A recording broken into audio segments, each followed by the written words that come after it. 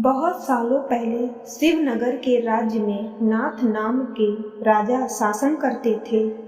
राजा की 3 पत्नियां थीं, लेकिन राजा अपनी तीनों रानियों में से सबसे ज्यादा प्यार अपनी पहली रानी से करते थे, क्योंकि वो बेहद खूबसूरत थी।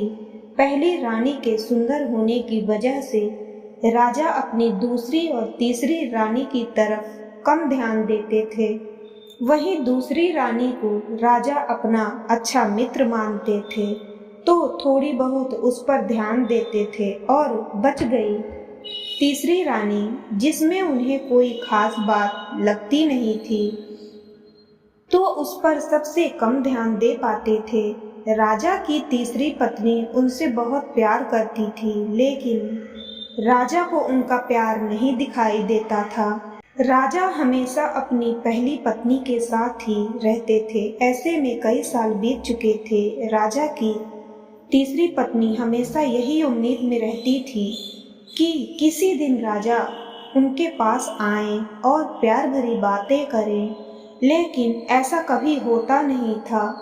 इसी तरह साल बीतता गया, लेकिन एक दिन राजा नाथ अचानक बहुत बीमार पड़ गए। उनकी तबीयत दिन पर दिन खराब होने लगी और उनके जिंदा रहने की उम्मीद भी कम होती जा रही थी। ऐसी हालत में राजा ने अपनी पहली पत्नी को बुलाया।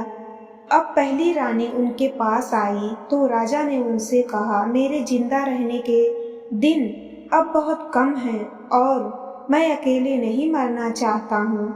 क्या तुम मेरे साथ चलोगी?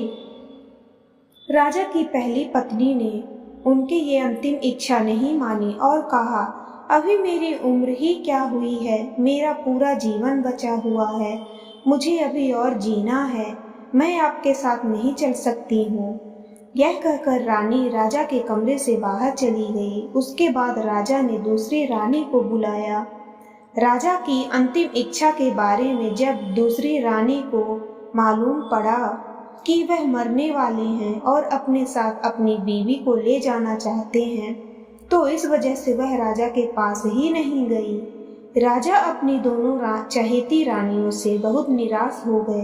उन्होंने सोचा था कि मैंने कभी अपनी तीसरी पत्नी को प्यार नहीं दिया, ना बात की उससे, अब उसे मैं कैसे बुलाऊं। राजा ऐसा सोच ही रहे थे कि तभी तीसरी रानी बिना बुलाए वहां पहुंच गई।